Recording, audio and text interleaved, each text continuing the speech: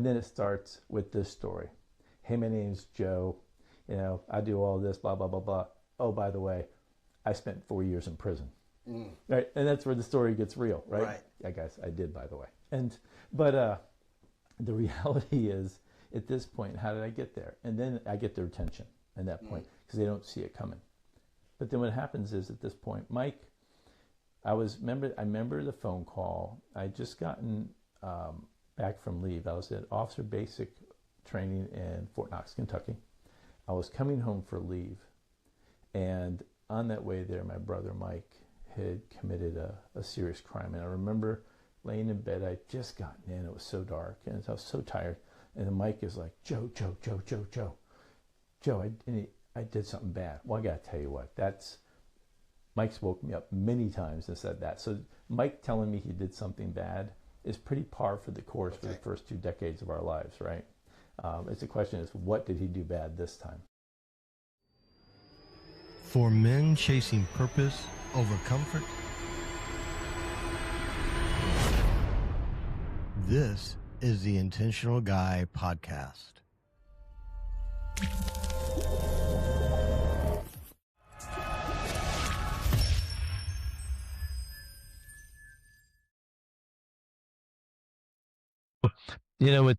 When you ask those stories about who you are, it's more than just a Facebook moment, right? It's not that Facebook bio, because there's so many different things that culminate for you and I to be the people that sit in these chairs right now. Oh, yeah.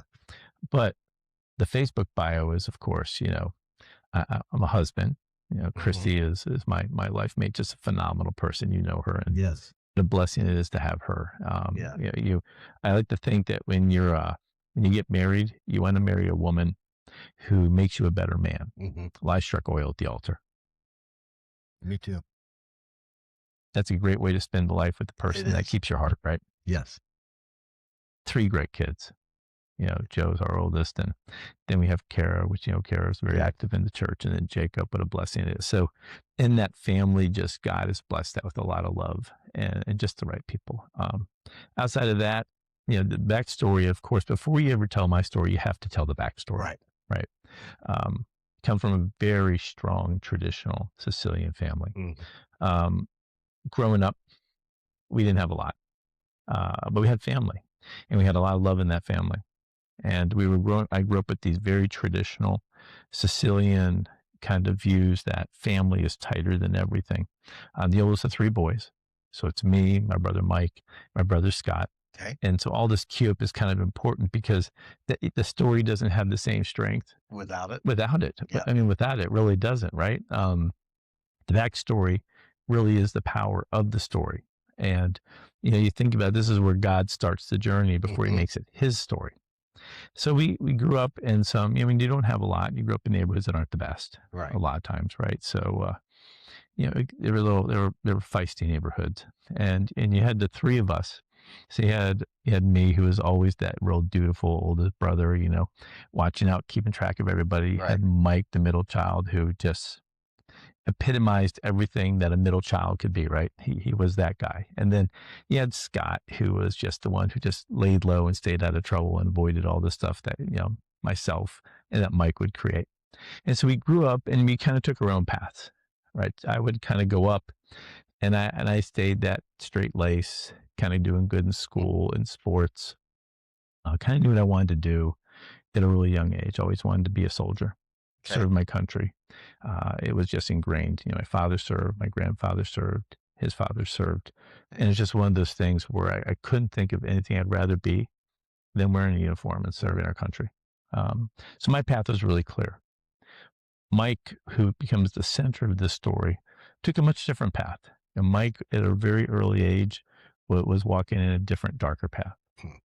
And, it's his story to tell the details of that, not mine. And his story is powerful also, right? Also another story of redemption.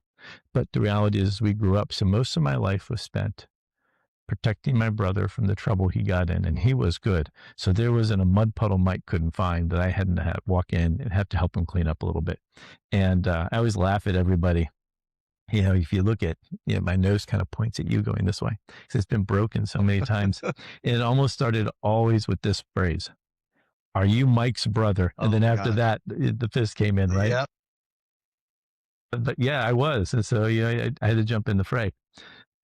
As we started going in, Mike started going deeper into the darkness. I started going in a whole different direction. Okay. But there are many times where, I would really come in and help my brother. And some of the situations were pretty serious. Mm. And some of the situations were darker. My brother would start a life of crime at a very early age. And unfortunately, I get really good at that craft. And he would eventually work his way to be a drug dealer in the area where I would work and become a cadet, start working my way to be a military officer. And then can't forget Scott. And Scott kind of just did his thing, but he really stayed out of that circle. And I think very intentionally. So he was amazing in his own ways, but he kind of stayed out of the circles that Mike went into and kind of stayed out of the path that I did. And he carved out his own thing. And Scott's a great brother, but he doesn't come into this story hardly at all. So shout out to you, brother. You're amazing. So don't want to think I don't love you. But this story really is Mike and I as the central characters in the beginning. Eventually, I would get commissioned, become an Army officer, and my brother would get more serious into the darker parts of his life. It all came, and it's so funny when I tell this story, right? Because right now, on this side, everybody sees Joe as who I am, right? They see me as a business executive, a CEO, Right. somebody who's involved with strong faith and walking with the Lord. But that was not how it is. And so the story is interesting because they never see this story No. coming. And usually when I lead in and I'm telling the story to people, I always say it like this. And usually I try my best, especially when I talk to youth, I try to wear like a suit, really set that stage so it kind of bam hits them. And then they're like, oh my gosh, this is going to be another guy who's a suit, who has a story. And then it starts with this story. Hey, my name's Joe. I do all this, blah, blah, blah, blah. Oh, by the way, I spent 4 years in prison. Right. And that's where the story gets real, right? Right. Yeah, guys, I did, by the way. But the reality is at this point, how did I get there? And then I get their attention at that point because they don't see it coming. But then what happens is at this point, Mike, I remember the phone call. I just gotten back from leave. I was at officer basic training in Fort Knox, Kentucky.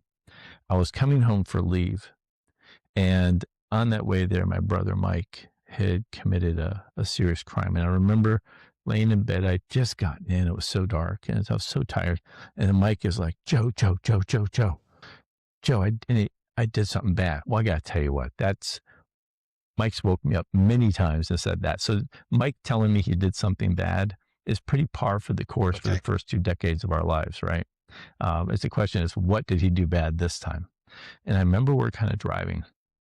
I get in the car with him and we're heading toward Fort Meade. We lived in the Baltimore, Washington area at that time. And as we kind of pull up in there, I'm like, what the heck is going on here? And this is an area of Fort Meade that's very active, but there's also parts that aren't. And that's where all the kids kind of party, have all do the drugs, have all the stuff like that. And an area that my brother frequented quite a bit. And then I remember as we're walking up, my brother just falls on the ground and just starts crumbling and just rocking back and forth, just weeping. And I'm like, what is going on? And that's when I see somebody laying in the grass. And to keep it appropriate for the video, what had happened is my brother, who was a drug dealer in the area, another one that kind of came in the territory, threatened our family. We don't say stuff like that. And what turned out to be a beating turned into something far worse.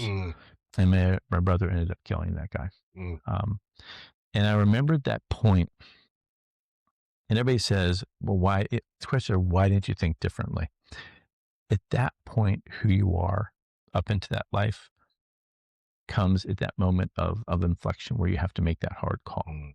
And that point, that's why the backstory is so important. Right. Because coming from a really traditional Sicilian family, where family is everything. And I didn't have Christ, and I didn't have strong faith then. So when you don't have faith and you don't have Christ or any faith, what do you lean on? You lean on philosophies you've read. Yeah. You lean on the family that's input their values into you. Maybe it's people that you've had along the way that have invested in you, but it's some culmination of this patchwork that you put together to make these decisions when the decisions are real. Yeah. At that point, the decision was real. And I remember seeing my brother, and I remember this thought going, this is where I have to protect him again. Eventually, everything would come out. The shorts, a very long story in a condensed version. You've heard Yes. the long version of what happened in that period between making that decision to stand by my brother, to stand by my family. And that's hard because it falls into two different people, right? There are people who have a real strong family background Right. and say, wow, what would I do if it happened with my family? Right. And then there's other people who go, wow, why would you even sacrifice for your family? And so I never understand when I cast this story out where it's going to fall on somebody where they have a strong family and feel those bonds, or some people like, really? You did that for your brother? And, but being Sicilian, there was never a doubt, right? I always tell everybody if it happened now, I would be easy. I'd go it, send my brother, said, fantastic. I love you. Let's go. We're going to walk down. I'm going to get you a great attorney, and then we're going to turn yourself in. But that's the Joe now. It isn't the Joe that was then, almost 40 years ago. And I remember living in that period of just waiting for it to happen. Because I knew when I made that decision to stand by my brother, it wasn't a question of if I'd pay the price for that decision. It was a question of when I would pay it and what it would look like. But I already knew that decision, when I made the decision to stand by my brother, I would be sacrificing everything at that point. I knew that. It's just the way it is, right? With Mike. Eventually, what would happen, I remember the conversation clear as day. I was an officer at Fort Carson. My commanding officer came up to me and said, Mick, got to have a conversation with you. And I said, sir, you probably want to read me my rights first. He's like, Mick, I said, sir, I think you really need to read me my rights first. And then we completely came clean. And at that point, it just started moving really fast. At that point, the police had arrested my brother. Things were kind of picking up pace. Now you're in that law enforcement part of the phase where now it's out in the open, right?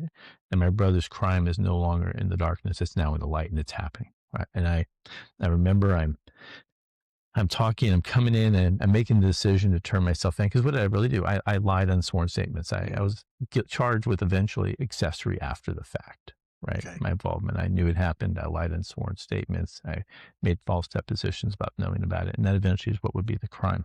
However, the journey was a little different to get to that crime. And so I remember when I first came in, I'm turning myself in and I'm walking in, I'm in the plane, I'm going through, and you're kind of coming in, you know me, this is how naive I was.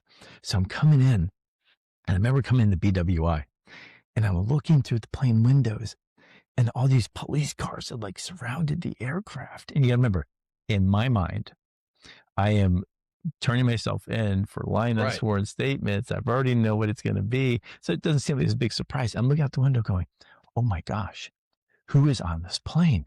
Right? And I'm kind of looking around, trying to figure it out. And then I remember when they're letting people off the plane. They're catching people who have this containment area so you can't get out. And I recognize the officers in the front, right? And they go, are you Lieutenant Michael Eunice? And I go, yes. And you go, and they go, you're under arrest. I'm like, well, duh, that's kind of what I'm turning myself in for. Right. And then they read these litany of charges, and my mouth about dropped. And because, inside, what you've done. But to hear these major crimes coming out, doing drug dealers and authorizing contracted hits and all this more serious stuff. And I'm thinking, all I did is lie about turning my brother in. And it's interesting at that moment, you've processed through the lens of where you are, right? And I remember fear, Right. absolute fear, thinking, what am I going to do now? This is serious. And your mind just kind of goes through this process of trying to handle something new that's at this magnitude. But God is in control. Even though I wasn't walking faithfully with the Lord at all, the Lord is always walking faithfully with you. He is completely sovereign all the time. And even though his name barely entered my mind at this time, my name was well known in his. Yeah. And you don't see this, but he's walking you on the path. He's prepared for you. But when you're an unbeliever, you don't see that because you don't fathom your faith as a path. And you don't see over a larger purpose in this.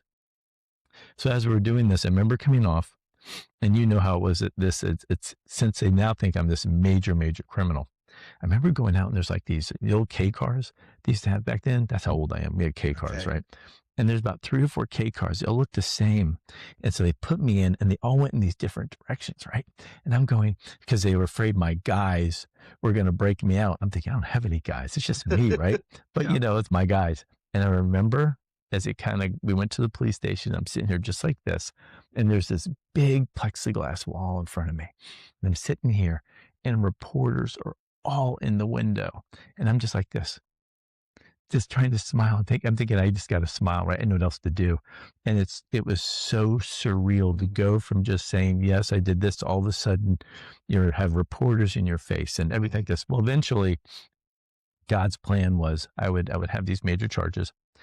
The judge would give me bail, and my father-in-law at that time would help me post it, and I would get out. Never happened before, but that's God's first work, Right. right? At that time, I would go back to Fort Carson. And when you're in the military, when you're going through this kind of action, you're removed, security clearance is pulled away, you're removed from the front line, you're put in an administrative position. Um, which really ended up being a tremendous blessing because it gave me time not only to serve my country in a different capacity, but also work through my defense, work with my attorneys. More importantly, given an opportunity for the higher level of my command in the military to get to know me as a person and not just as a case number situation. Right. You think about God's hand in that moment of having interactions with senior officers of Fort Carson that would down the line become major decisions that would change the outcome of this for me in a lot of different ways. Eventually, things would go through. The state would realize the error of the charges. It would be passed over to the federal courts because it happened on Fort Meade. Right. And then the true charges would eventually happen. All the rest of the stuff was dropped. It was interesting though in that phase, right? When you're going through all this media, all this exposure, that when you get on the other side and the truth finally comes out, they don't post the stuff that you weren't guilty of this. They just keep going on what you were guilty of. And I learned a lot about that. However, eventually what happened, I get rid of sentencing. One of the first lessons I learned, the military taught me this, was the power of loyalty. And I remember as I was going through that sentencing, my entire military command showed up in support. And I remember the sense of relief as I was getting the charges and the sentencing read, looking out and seeing the support. And that would not be lost on me. One of the biggest lessons I learned, I still learn as a leader today. And I've been called sometimes the leader of second chances. And that loyalty was shown for me in that court when the military stood beside me. And it would be one of the major influences on the leadership style I would develop as I became more mature in my leadership journey. At that point in time, the sentence was read. I think at that point, I always mix up numbers. I think it's about 63 months. So a little over 5 years. And I got what they call voluntary surrender, which means you kind of turn yourself in, Right. Get some time, get to do this. And then I remember it's kind of surreal. It's like checking into a hotel with a real extended stay, right? And so I remember showing up to the prison and I have basically 3 things with me, right? I had my dad, I had my wife at that time, and then I had my Catholic Bible, right? And so I'm reporting then to FCI Ferriton. Even though I had 0 points and minimum security, my brother's crime was obviously homicide. So you get, when you're an accessory, you get the severity rating of the highest principal in the crime. And since my brother had a greatest severity rating, I couldn't go to a camp. And also, to get close to home, I had to kind of waive and ask to get put into a prison that was much higher than I should have been. So I got put in FCI Ferriton, New Jersey, which was a high levels, medium high FCI, which was, I didn't know now was going to be a decision because it was much spicier than some of the other ones I could have went to. So I show up, you come in here and it looks like this. Hi, my name's Joe. Hi, Joe. We're expecting you. So it looks pretty kind of, you just walk this way, say goodbye. So you give kisses, you walk through the door. And I'm thinking as I'm going through this surreal experience, that this is like checking into a hotel, but a lot different because most hotels don't have fence and roving patrols and guns and stuff like that. Yeah, and barbed wire and things like that. You've been the other side, as a correctional officer. So you understand exactly what it's like. The only difference is you got to leave that day. Exactly. That's a huge difference, by the way. It is. Big difference. And so we kind of come in, and I don't realize that this is the point where God is going to start working. And we always say, and I always think when David penned Psalm 23, right? Mhm. And it starts right off in the beginning. Yea, though I walk through the valley of shadow of death, I shall fear no evil, for you are with me, and your rod and your staff, they comfort me. And I have to tell you, one of the things that I didn't realize is God didn't say, I'm pulling you out of that valley, or I'm going to lessen the darkness in the valley. He doesn't. He has you go through the valley. But what is it? He's with you. Yeah. Don't fear the evil. And then my rod and my staff are with you. Rod, the symbol of God's strength, the staff, the symbol of God's guidance, right? Well, I didn't see that, but this was the beginning as I entered this valley of the shadow of death moment. And this was about to start my valley moment. But this is where God was with me. But I didn't know God was with me at this point. So I walk in, and they immediately put me in the hole because they don't know what to do with me. Right? I mean, with, saving some details, just know what to do with me. So I remember sitting in the hole, going, "Wow, this is gonna stink, right? I mean, do this 24/7, well, 23/7 lockdown, Right. right? And this is for 6 years. This is gonna be different, right? But I'm processing this through a military mind, right? Thinking about things right until now, Mhm. the only thing I ever have is family, but the military is my big thing, being a Oh, yeah. cadet, being an officer. So you're thinking I'm equipped to handle this, military equipped. Mhm. You have the discipline, that thinking, that strategy, right? And I remember eventually I get let out. And so I'm sitting here in C unit, which is where you go in Right. that place when the more severe, because I had that grade of severity. So I get in the C unit. And I'm sitting here like this, and this guy just keeps walking by me. And I'm like, you got to be kidding me. I haven't even been here, a few minutes, and I'm already going to have to sit there and handle it. And this guy walks in. He goes like this, you Joe. And I Oh. stand up and I go, why don't you walk in the cell and find out? And then he goes, hi, my name's Chuck. I rob my own banks. And it was just the funniest interaction. And I remember thinking how surreal this was. He would eventually become my best friend, as you call it, a road dog, right? He was Right. my road dog, and we would do time together. And it was just a blessing to get to know him. And he was just a phenomenal person. But that's a whole start. That was a bright spot in a dark journey of Mm. what prison does. And then what happens is I would go in, and it would quickly is, prison life, right? Right. Um, Prison life's different. It's for guys who haven't been in prison, but say soldiers who have served been downrange, it's kind of like combat, right? Where it's nothing happens for 95 minutes, but that constant pressure waiting for it to pop off and when that 5% happens, it is serious, Yep. it's aggressive, it's violent, and it's sometimes deadly. And that's what it's like. And it's not the 5%, it's the 95% of waiting for that to happen. Every interaction, always that tension, you cut it through a knife. So you kind of walk through it. And I remember thinking to myself, I would eventually get assigned to Unicor, which is the federal prison system for their factory, which is huge. This is God's plan all along. But in that time, we're going through appeals, everything is happening. And then there's this guy who sits right across from me. His name is Raymond. And he sees me because this time I'm a good Catholic, right? Yeah. And I'm doing my novenas and my rosaries, and I've always been a seeker. And I don't know if I call myself I was searching for Christ, but I was seeking. There's a pause here for a moment because I think God calls you and he will send people in your path if you're not saved. And I always say there's plan A, plan B, and plan C. I always say plan A is plan acceptable. That's, hey, Mike, Yeah. why don't you come to me, Jesus, come to me to church? You say, thank you, Lord, take me. That's the great way, right? Plan B is plan bad. That's where God kind of amps it up a little bit and brings a little bit of static and noise into your life to kind of humble you a little bit, to kind of hear his soft whisper. Then there's plan C. That's plan catastrophic. That's when God really rocks your world because you haven't been listening to A and B. And now he's really getting your attention. This is the road of Damascus and the belly of the whale, Yeah. the big fish, right? Right. And I had looked back at this moment and I'm thinking all the countless times that people had reached out to me and offered me Christ, talked about Christ, military Christ. Christians were all throughout my entire life. But I was dead in sin and I didn't hear the message. Yeah. But I remember this is where the Lord was faithful to his calling. And even though I wasn't faithful to the calling. The Lord will always see his plans come out for you, even when you resist. Well, I didn't want to go to Nineveh, Yeah. right? So the Lord was going plan B. And then I still didn't get plan B. So all of a sudden I found myself in the belly of a fish, which was called FCI Ferritin, right? Yeah. And it really was the belly of the fish, right? Um, so Ray would sit across from me and he would watch me. And Ray was, and his nickname in the Christian world was the jackhammer, right? Right. There was nothing subtle about his witnessing. And it was, do you know that you're going to hell? Right. And I'm like, wow, no, I know Jesus, right? I go to Catholic.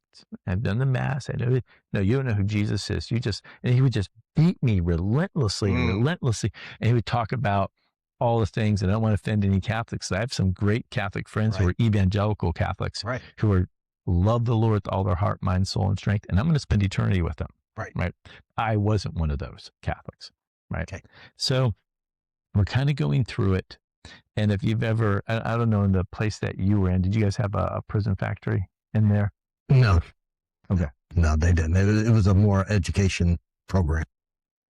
Well, ours was kind of just, well, I guess it was education. It's a question of what you're learning, right? Right. It's kind of, but it was nice. And eventually I remember through all of this, there was this moment in December of 91 where it just broke. It was it. And it was one of these moments where I had just lost my appeals, where my first wife had decided to file for divorce. She stayed with me until I lost the appeals. And I remember you get to this point where you're really just holding on, because at that point it's like you don't have that faith. So what you do when you don't have faith is you cling to anything that comes near you. I had this vision. I was just getting washed downstream. And I was just clinging on to anything that I could hold on to as I was just being blown downstream, absolutely out of control. Fear was setting in. I had nothing to do with it between you and I. I was trying hard on the outside to stay disciplined, handle it as the military had always taught me, step in that ambiguity. But this was at a whole different level. And I remember Ray's words came to me out of nowhere. I started a genuine journey of trying to find out who the God of the universe was. And I remember this prayer of I don't know who you are, but I want to get to know you. And I don't care what form it is. I just want to know you in truth. And I remember it's kind of that C.S. Lewis moment where you're so low that there's no more to look down on. You look up and you find that benevolent, loving God. Yeah. That was me. And I remember, I don't have a date where I had that date that's like January 5th, but there was a struggle in January of 92 where I was wrestling with faith. I was reading the Tao. I even did through Wiccan. I'd gone through a lot of stuff. I really wanted to make a journey to find God, whoever he or she or it was, and then find a way to step into it genuinely. And then I remember one day, it was this moment where I was just thinking through all these different religions. And I remember conversation clear as day in January of 92. And I went, every religion I read about is me, I. I have to do this. I have to say these prayers. I have to do these things. Yes. And I remember sitting there in my cell, and there's just one other religion that says this: you can't do anything. You are lost in sin from the moment you were made. I remember that, reading this, and you were so hopeless. I had to come down and die on a cross to save you. And then you still are going to struggle so bad. I had to send my spirit down to keep you strong. Yeah. And I thought, everything is me, I. And there's this one religion out there called Christianity that's him. I do it for you. I strengthen. There's nothing I have to give, but I'll do it all for you. And I heard the first time the message of grace and love. And I remember in a cell in FCI Ferritin in January of 92, getting on my knees and surrendering my life to Christ. And you would think that is where it got good. No. You know as well as I do, that's when it started getting tough. It's where the spiritual warfare just really starts to come in. Well, think about it.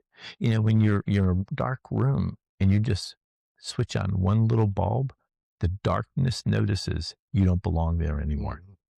And I became a little small light. And when I usually was a very dark room and the darkness knew I wasn't supposed to be there anymore. And that's when they turn and go, oh. And so things looked pretty good. I fell into fellowship there, met a lot of good Christian brothers, and I didn't realize how tight the brotherhood behind the fence is. Yep. And you know that it's tight. And all of a sudden I would meet this brotherhood. You know what I had at that moment? I had hope. And I remember that overwhelming joy that you get when the God of the universe comes in and redeems you. Mm. I never felt anything like that in my life, by the way, Michael. Nothing. I mean, when I became a Christian and gave my life, and I remember literally the next day, the world looked different.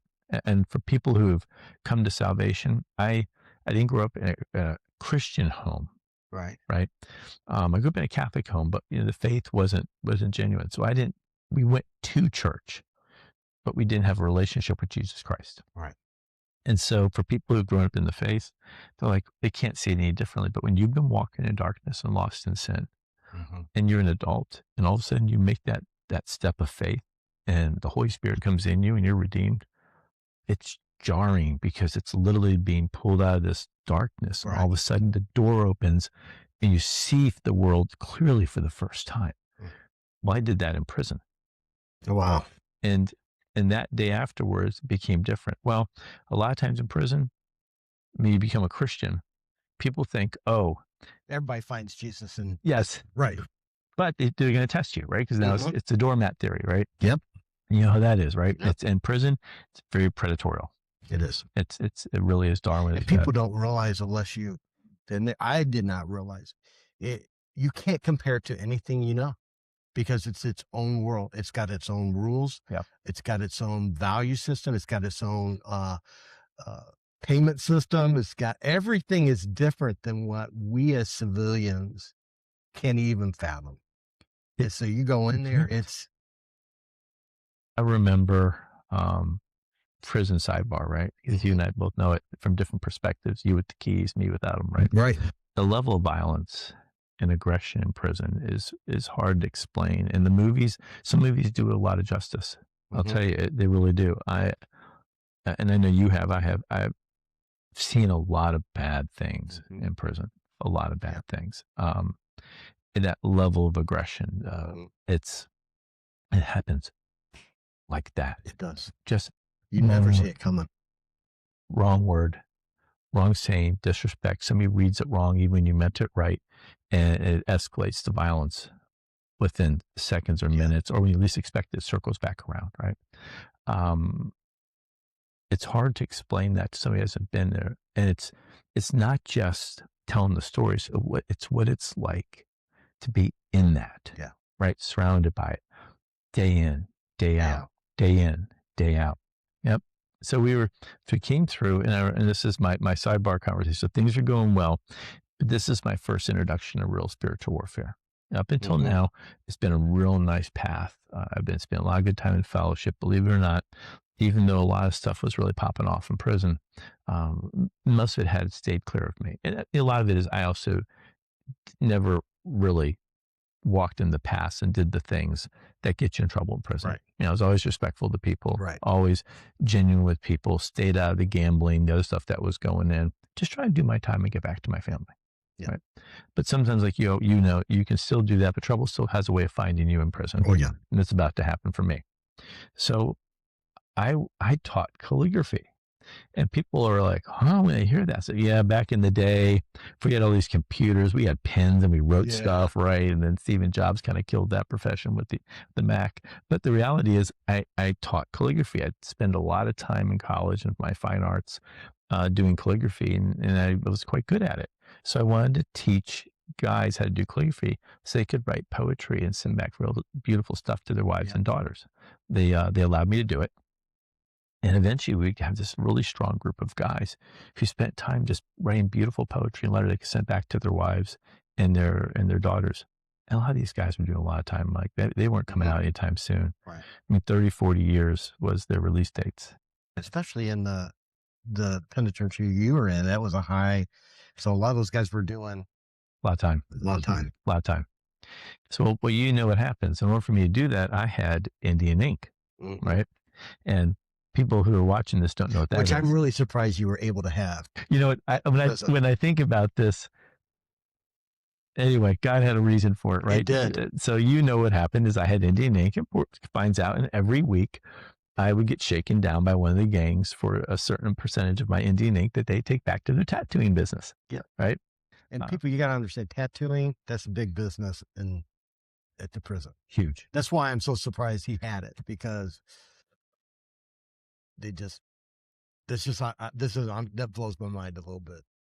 Well, and you see it from that correctional officer perspective. I just thought I needed Indian ink to do the calligraphy, and they gave it to me. But see, I wasn't thinking like an officer, right? I was thinking like a guy who's trying to get calligraphy and stuff. So anyway, it's coming in, they shake me down. And then eventually the officer who's in charge of activities came to me. Now, backdrop. I had led this officer to Christ. Had helped him also get his healing in his marriage. So this is a dear brother to me. Right. We were on the opposite side, but this is a dear brother to me. Right. So he comes in, and he eventually, they measure it and weigh it. He eventually weighs it, he measures it, and he's like, Mick, you're missing a lot of Indian ink. Well, this is that moment. These are these moments in a Christian walk where, oh yeah, you're going to, there are times in a Christian walk where you have to stay faithful to who you are, and the costs for staying faithful to the Lord are going to be high. Yeah. And this is one of those moments. Yeah. This is a Christian brother. I'm about to speak truth to him because he's a Christian brother. But I understood in that moment, when I spoke that truth, the consequences there'd be for me. And I didn't understand the full consequences. I just figured there's going to be some consequences. Right. As you know, I've heard the story before, the consequences are about to get real serious real fast.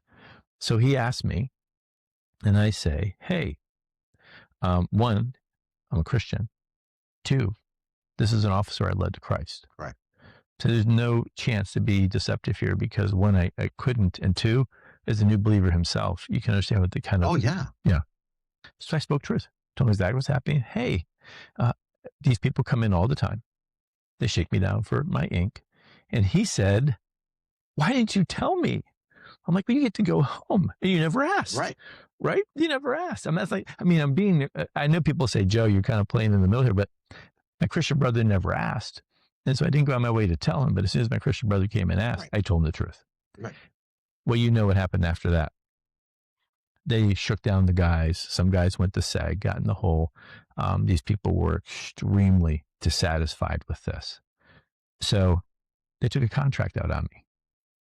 And it got real serious, real fast. And I remember I'm sitting in the TV room, the military stuff, I'm always in the back. Right. And it's funny in prison how everybody knows you're the one who's going to get hit that day, but you don't. Right? It's just funny how that knows that. And even the people, your circle friends, they know who they are, so they make sure they don't know either. But you know when it happens, because I remember two guys walk in, and then all of a sudden, everybody stands up but me. And I remember speaking out loud, I guess I'm the one, right? And I remember they came in, and without getting into the details, and all I had was, they had shanks. All I had was an aluminum chair. And the Lord saw me through that moment. And, eventually I'd be able to get out of that. It's amazing what you can do with an aluminum chair. And by the way, I was not aluminum chair fighting trained, so that was a God moment, right? And I laugh about it. It wasn't really funny at the moment, but in that moment, you don't have time to think about it, but the Lord saw me through, right? Yeah. And I remember going out, and then they would try a couple more times, one time in the shower, then another time in the shower also, and that would get pretty serious pretty quickly. And the Lord saw me through that.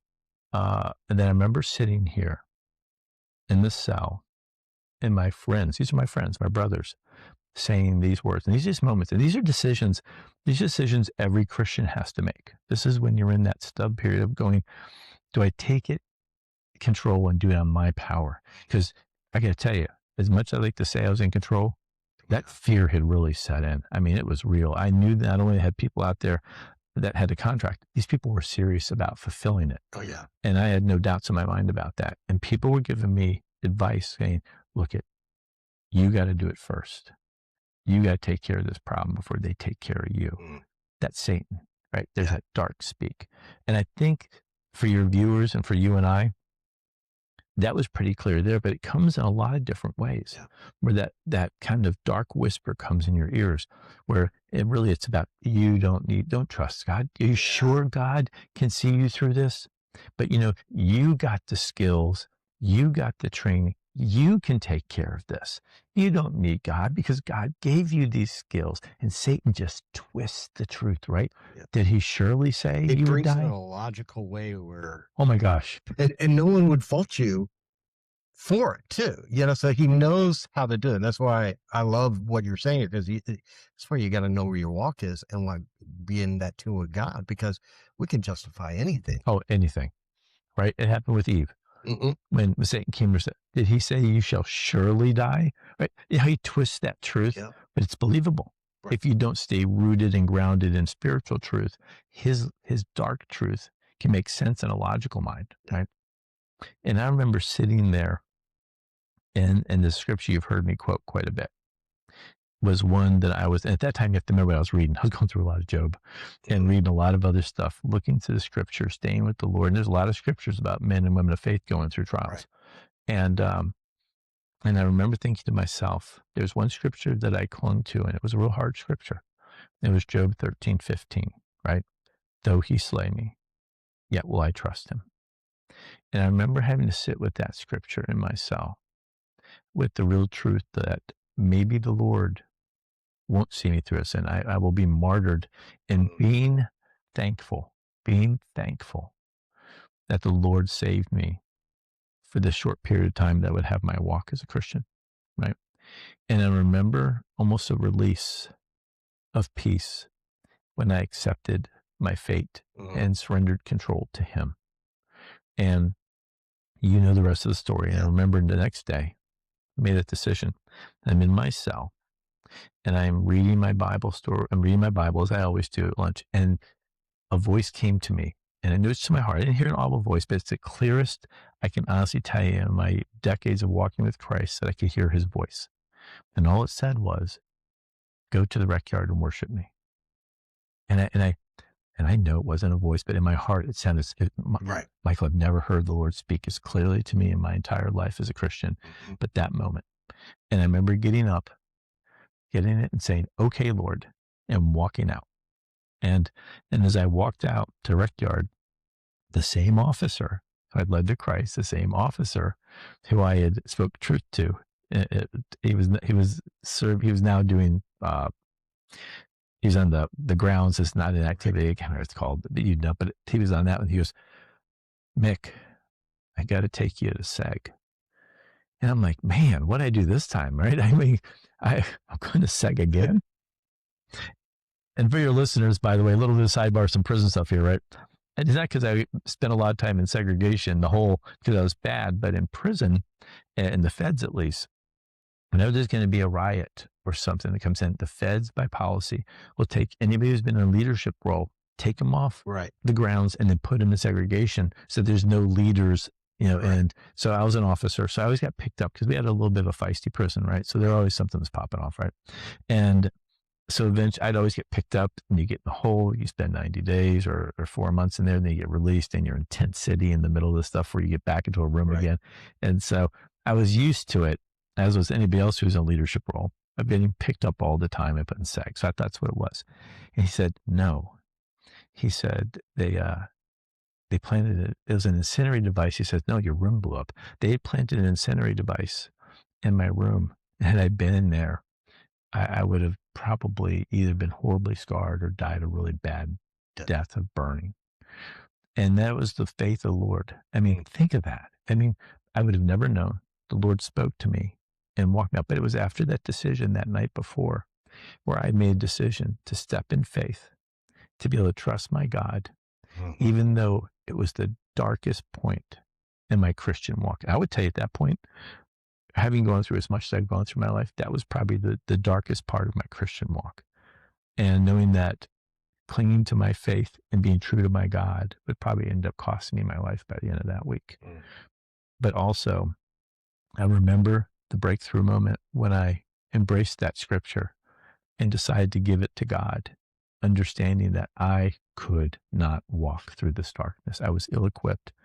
And even though Satan was twisting my mind with this logic that made sense, when I finally gave it to God and revealed the truth, I was ill-equipped to handle it. Think about this. Lord, you are the sovereign God of the universe, creator of all things. I got this. Yep. Right? And think of how many times as Christians we've actually said that We do narrative that a lot. all the time, right?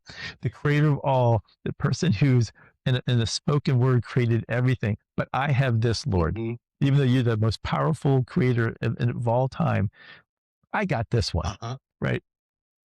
Faith becomes real when the cost of your faith becomes real. Yeah. Right. Yes. And I mean, there are people out there who are going through cancer, going through addiction, maybe some relationship issues, abuse or divorce, who are thinking about losing their jobs, can't understand the debt they're in, trauma, pain, and got hit by somebody hit them, and now they're dealing with pain that they can't. Just the list goes on and on. It does. For me, that moment was understanding that the urge to try to control it, when that fear has set in, when the cost of faith becomes so seriously a high cost, right? I mean, if the penalty for me, the cost would have been death. No doubt in my mind, right? There are guys out there trying to do bad things to me. Right. And it's amazing at that moment where it's, Lord, I trust you in every area, but Lord, you got this, but I will, whatever it is, right? Your money, your health, just name it, right? Speak it, right? And the reason you have to be honest with yourself is that's where the cost of standing firm on faith gets real serious, real fast, right? But that is, and for people who are listening to that struggle point, that is where God does his best work. Yes. That is where God, when you let go and surrender, and you let the God of the universe step into that space, you've just unleashed the most powerful tool in your arsenal, which is the big guy that's standing behind you, right? Satan isn't frightened by you. Yeah. He's frightened by the guy who's standing behind you. Yeah. Right.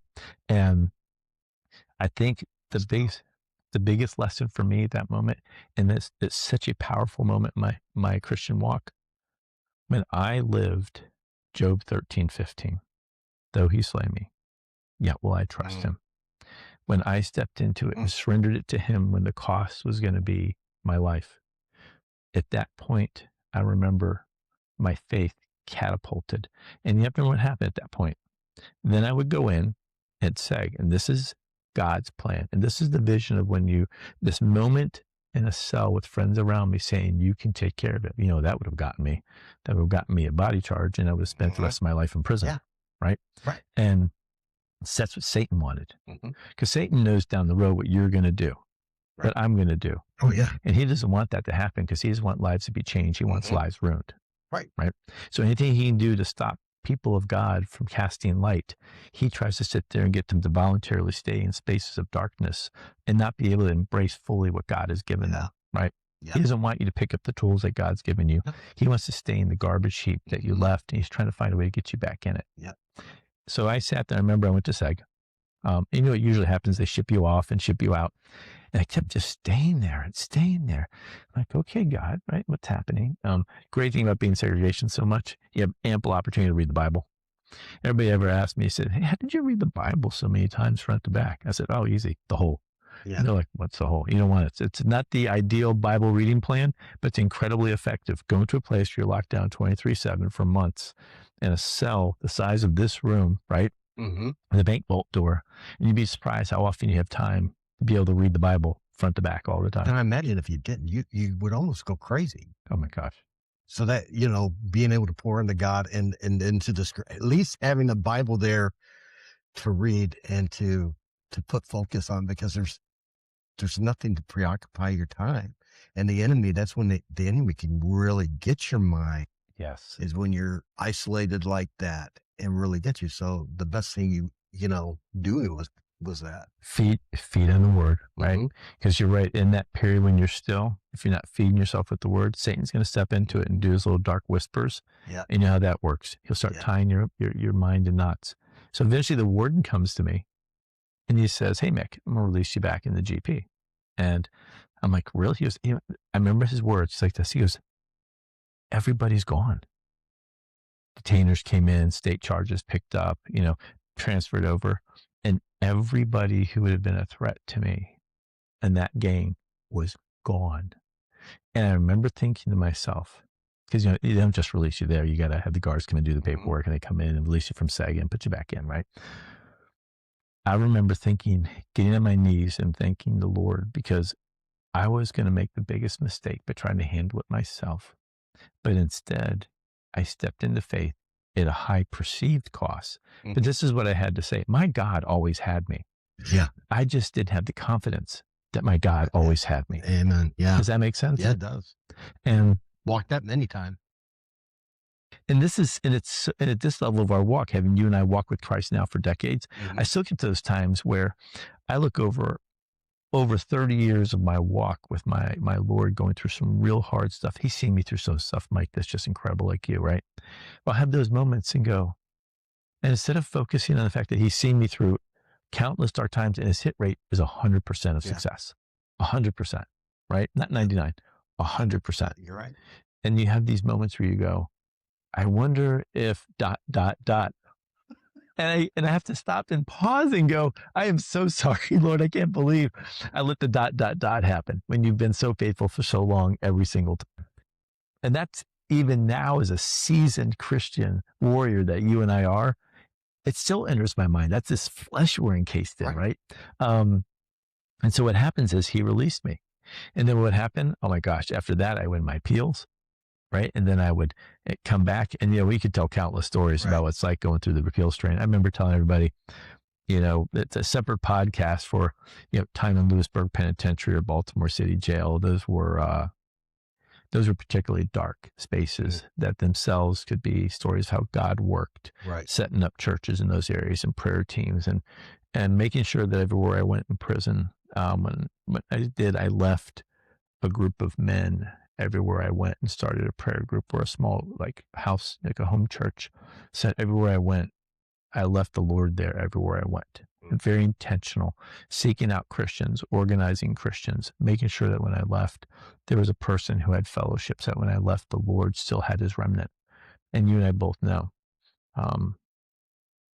if you just turn on one small light in a dark room, it illuminates everything, right? But it's really hard to notice a small dot of blackness in an all lit room, right? And that's the power of the light. And what happens is also for people who are searching, once you turn that light on in that dark room, they know where to walk to. Yeah. Instead of before just going like this in the darkness, trying to find hope, trying to find love, trying to find some relief. Oh, they head for you. So I left that. Anyway, eventually we get out. I win the appeals. And then I remember when I first got released, and now it was different. Now I walked out, and I had, out of the three that I walked in, remember, it was my dad, right, my first wife, and then my Catholic Bible. And I walked out. I didn't have my wife anymore. Still had my dad, and now I had a King James Bible. And so the Lord decided I was going to keep one of those things and renew two other things. And by the way, just for the sake of your listeners, I tried hard to step into that marriage at first, right? But God always has a plan, right? And that's a whole separate part about how my first wife went to a separate path, and then she found Christ, became saved. I went to my path and found saved, and of course found Christy, which was amazing. But let me tell you how sometimes the path came from here is once I got released, you go to a halfway house. Yeah. And mine was in Baltimore, Maryland, and it was in a really bad place. It's amazing to put halfway houses in good places, right? So it was in a really bad place in the projects of Baltimore. And I remember having to get in that bus and do job interviews all the time. I would think that sometimes between you and I, prison was actually safer than being in that area where the halfway house was.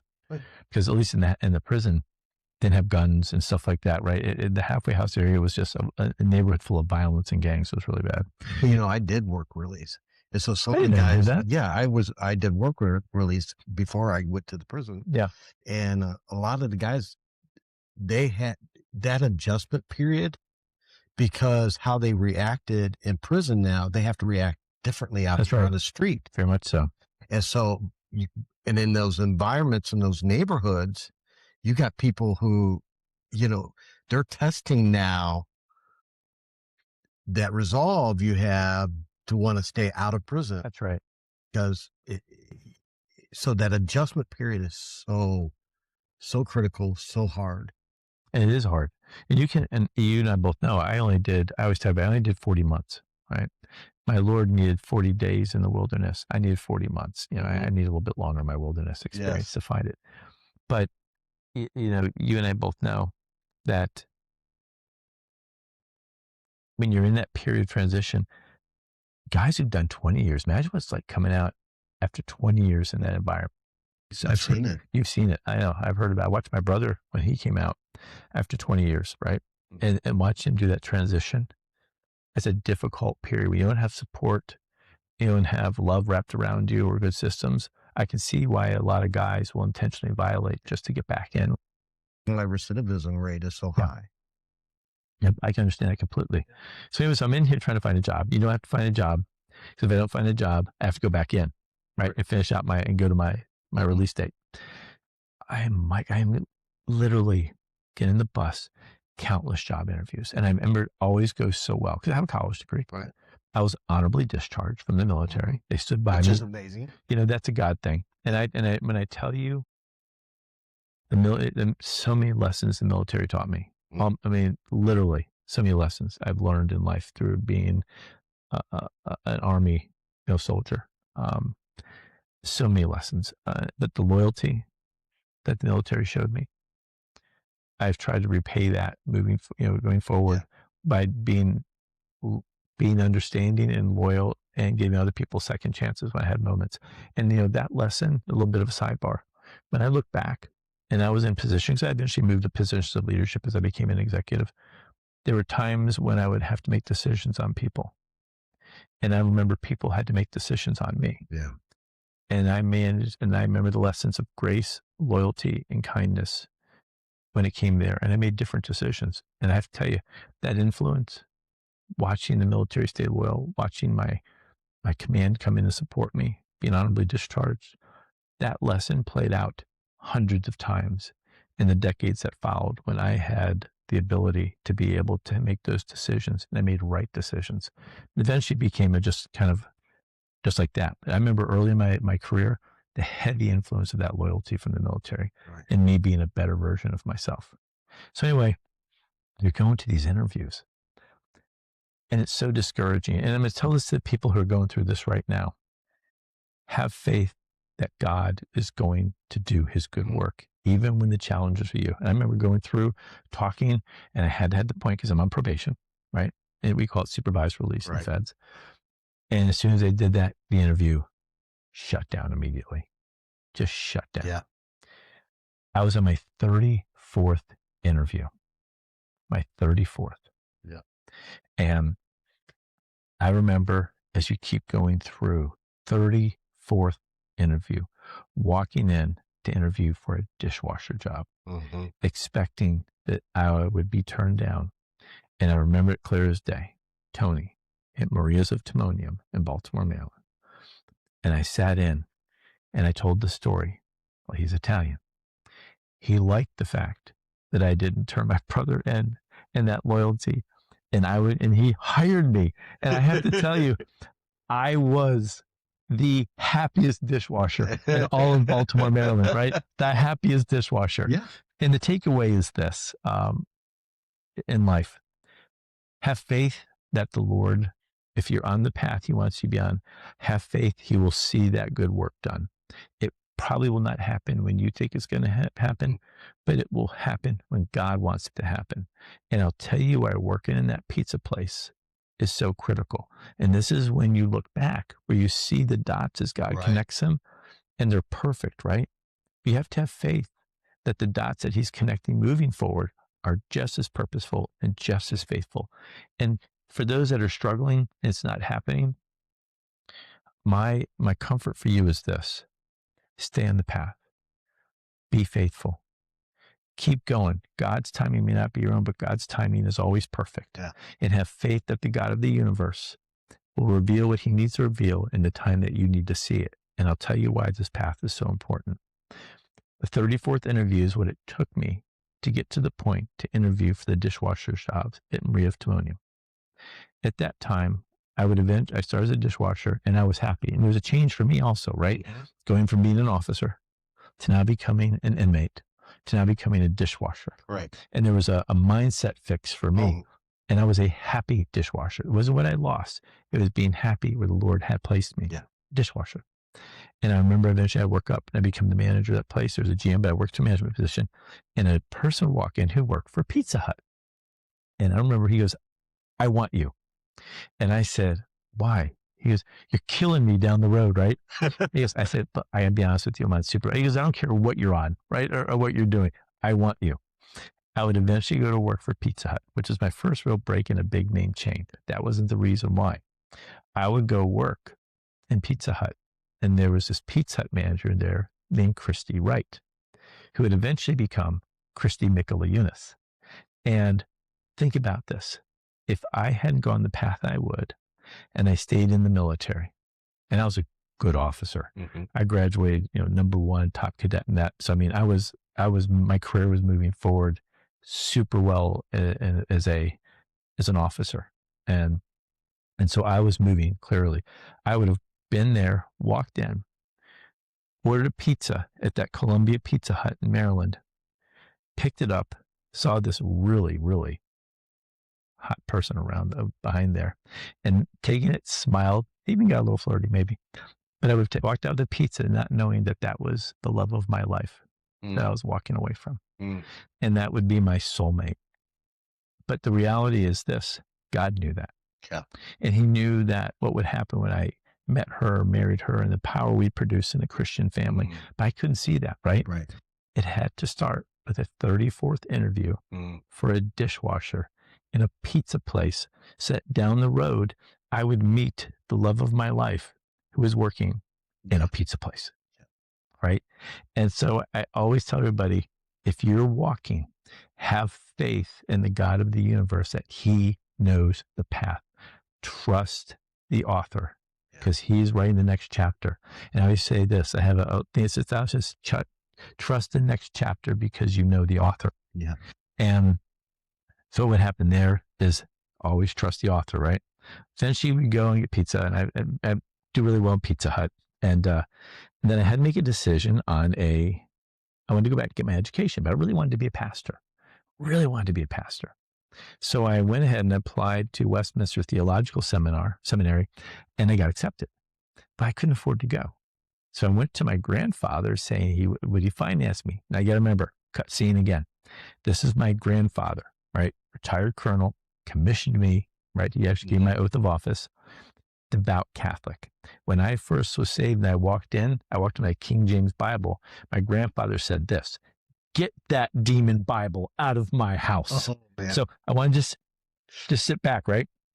So when I came to him asking him if he would finance my seminary training in the Protestant faith, you can imagine what the answer was. Yeah. "Love you, Pa. I know you're with Jesus. Won't speak ill," but it wasn't one of the nicer moments, right? And so that door closed. The door closed. But he said, "Hey, maybe something in Loyola." Well, Loyola is where I got my undergrad. So I went ahead and had two choices to go. One was a pastoral counseling program for Loyola. The other one was going to get my MBA. So I applied for the pastoral counseling program. God moment's coming up. So viewer heads up.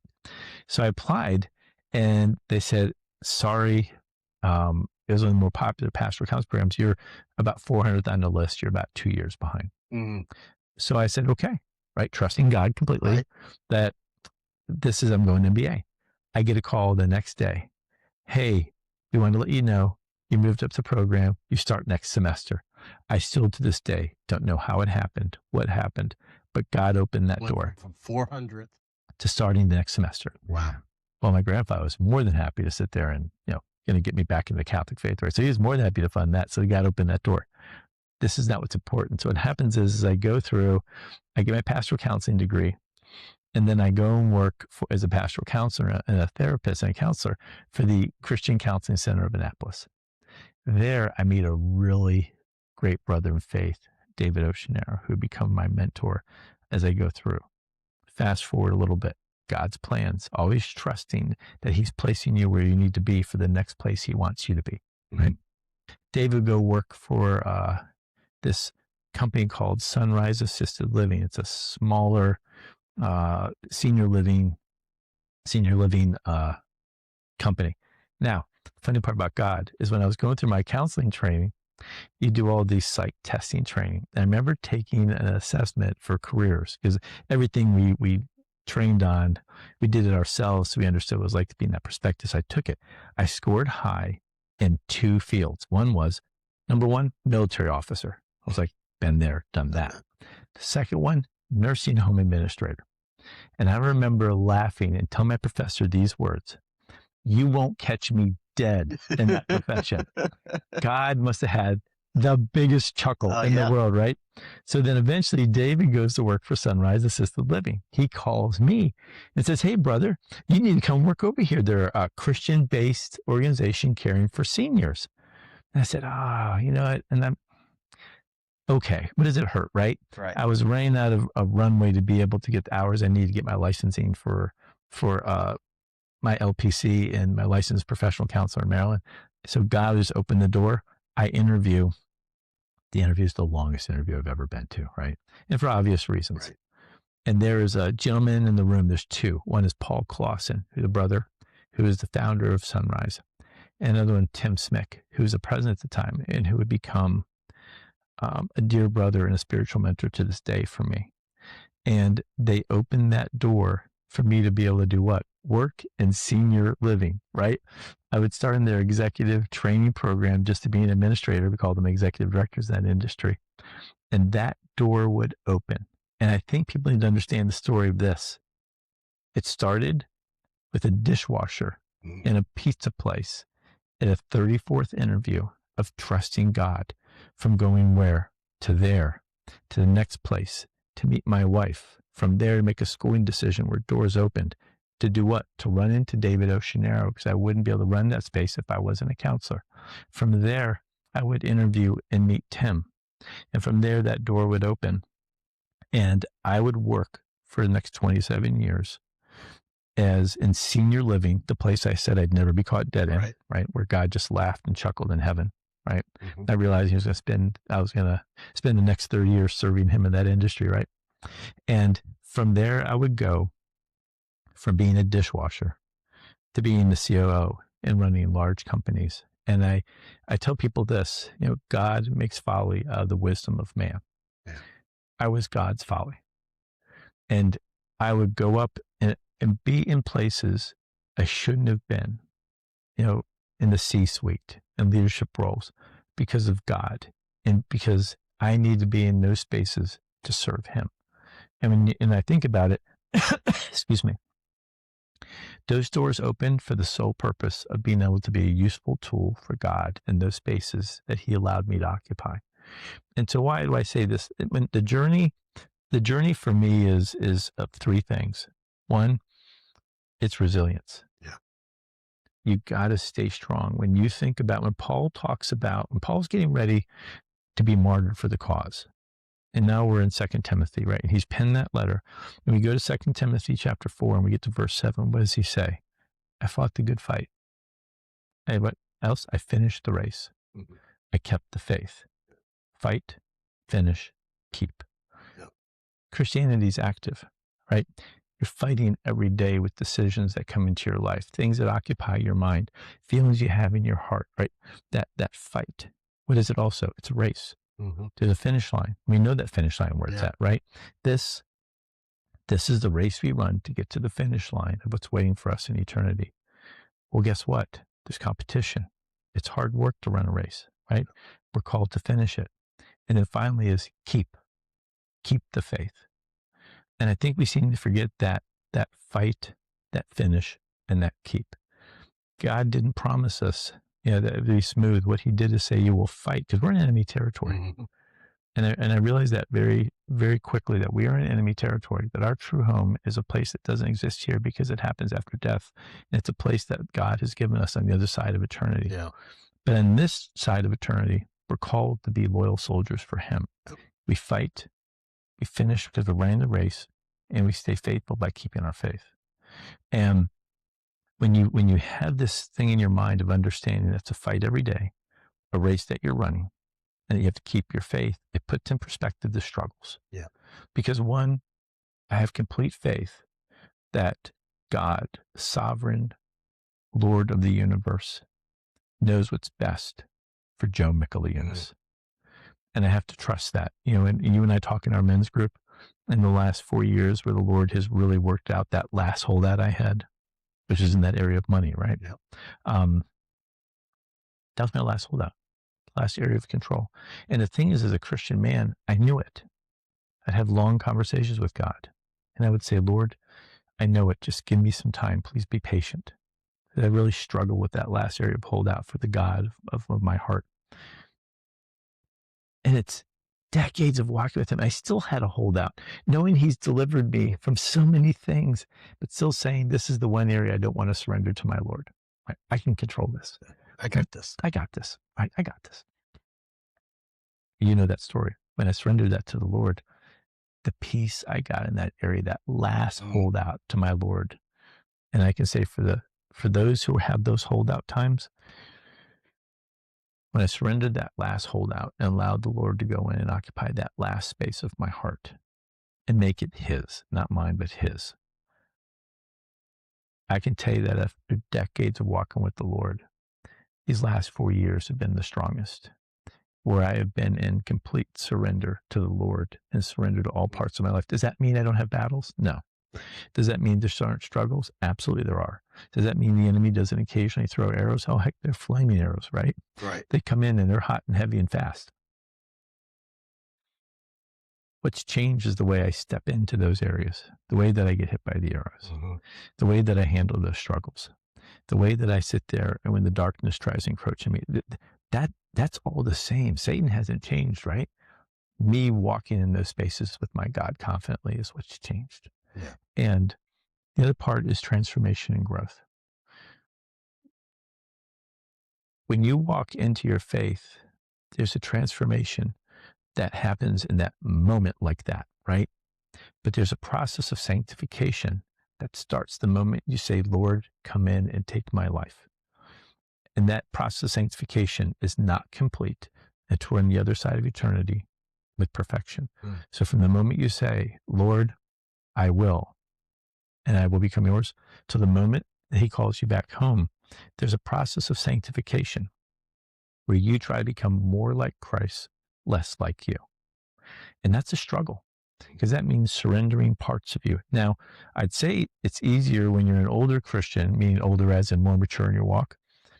I think it's harder from new Christian to seasoned warrior in different ways. Right. Because I think for you and I being seasoned Christian warriors, the last holdouts are the ones that are so deeply entrenched. Sure. And those are the ones you got to dig deep to pull out, right? Excuse me. And they're the ones that have the highest cost. As a new Christian, everything's being surrendered, right? Right. The list is so long. It's overwhelming. Things I did yesterday, I don't want to do tomorrow. Friends I had, I don't want to, I shouldn't be, but I really like Jimmy, but Jimmy's kind of really bad influence. How do I tell Jimmy I love God now? And where does Jimmy fit in, right?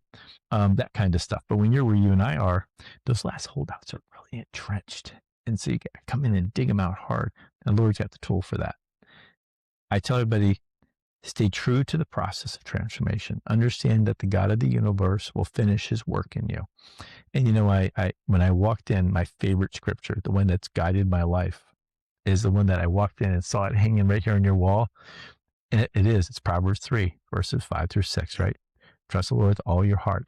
Lean not on your own understanding. In all your ways acknowledge him, and he shall direct your path. That is my life scripture with God. And, if you stay true to that, right, he will direct your path. But you have to acknowledge him. Yeah. You have to step in faith. And you and I know this, and you're living through some of it right now. Life hits you, and it's not always the enemy. Sometimes life in itself is hard. Throw in intentionality with demon activity and darkness, it gets harder really quick, right? But life is hard enough. There are people who say, why did God do this to me? There's sometimes we live in these fragile bodies and they fail. Yep. They just fail because they're not meant to go into the next place, right? Right. God, Satan didn't do it to you. The body just fails. Yep. right? But you walk in faith. And I will tell people this, have faith in this. The potter, the master potter, crafted you to be perfect for what he meant you to do. If you wrestle with, I'm not this, if I was built for this, I can't handle this, what you're saying is really this: God didn't equip me to ... You were known from the foundation of the earth. The master of the universe crafted you with divine hands to be made perfectly for the time he placed you in and the tasks and the struggles you would have. Yep. Perfectly made. Strengths, flaws, weaknesses, and everything in between. Perfect. Even Paul said, take this away from me. We don't know what it is, but what did God say? My grace is sufficient for thee. The apostle of apostles prayed for the Lord to change something about him, but God knew that he made Paul perfectly for the task that he needed to have done. I would tell people this, and that is the growth. Trust that the Lord is growing you to do his perfect work, that you've been equipped to do everything that he needs you to do, that before you breathed air in this life, the God of the universe took the moment to create you perfectly for what he needs you to be. When you look in the mirror, don't look at what you're not. Look at that you were created by divine hands to be perfect for the task at hand. And that should be confident, because when God equipped you, he made you. He knew the moment you were going to be in, and he built you perfectly to go through. And I always say this back to Psalm 23, right? Yea, though I walk through the valley of shadow of death, I shall fear no evil. Why? For you art with me, and your rod and your staff, they comfort me. And I will tell you this as we kind of wrap up and ask some questions. Resilience. Stay true. It's a fight. It's a race. And just keeping your faith. You're going to fight, because Paul said, I've fought the good fight. I've finished the race. I've kept the faith. It's a fight. And understand, if you're struggling, it's okay. We all struggle. Yeah. But stay firm in the God of the universe. Next is resilience. Don't give up. You don't know if the God of the universe has what you need right around the corner. The dishwashing job that gets you into a pizzeria, that you find the love of your life, or the job opportunity of your life, or the thing that you need. Stay faithful on the path. Because if you're on God's path, it's the path you want to be on. Right. It's the path. The other thing in that psalm is there's going to be dark times. The Lord didn't say there wasn't. Yeah. And then comes Job 13:15, right? Though he slay me, yet will I trust him. Mm. And there are going to be these moments where I tell this to viewers because I've walked this walk. Struggles will come. Don't be surprised when they do. Not all of it's God, not all of it's demonic. It's just part of life. Some of it is just the sin that's in here. Sometimes it's very intentional. The enemy throws things at you. And sometimes it's the God of the universe putting you in situations for him to craft you into what he needs you to be, or put you on a path for a collision course with somebody, something, some opportunity he needs you to see, but it's down the road, and you only can get to it by going through this moment in your life. Yeah. Have faith in that. The other one is never lose faith in your Lord. Never lose faith. Don't cling to the things that you think you can control, but he controls all. Yeah. Have faith in that control. Have faith in your Lord. And lastly is the process of sanctification. Every day be a better version of yourself. Walk closer to your Lord. Understand that it's never complete. There's never perfection. And when you look in that mirror, understand that you were perfectly created by the Lord of the universe to be what he needed you to be at the moment you're in. That should give you the confidence you need. Take that next step to understand that the Lord built you perfectly for him. And when you understand that the God of the universe created you personally, the way you're built, flaws and strengths, that should give you the confidence that he built you for everything you need to be. There's nothing you need. There's nothing that's short. There's no self-help you need to go through that. God created you to be perfect where you're at. Sometimes you don't like the place that God created us to be perfect where we're at, but you're perfect where you're at. Yeah. And the last end is this. All of us are in some form of a prison experience: mental prison, physical prison, spiritual prison, real prisons, right? Stay firm in this. I couldn't get out of prison. Oh, I could have, but that would have been a real bad thing, by Right. the way. It would have got me more prison, Right. right? Don't focus on the prison experience. Focus on what's going in between those walls of your life. Understand that God is there with you, that God will see you through. Stay resilient and walking through your path, and have faith that eventually those doors will open and that freedom and that light are waiting for you. Yeah. Stay firm to that hope.